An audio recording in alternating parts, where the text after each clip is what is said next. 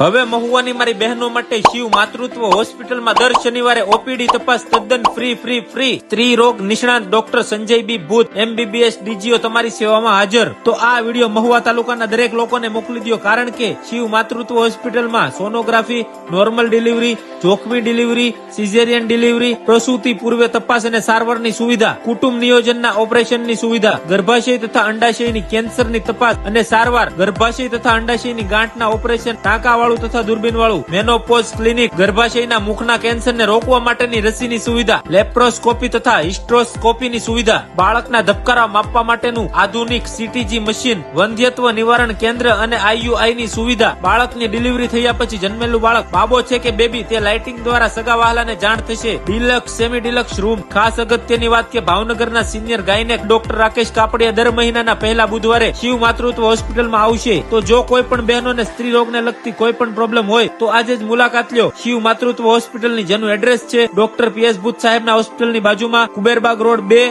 Nutannagar, Mahuva.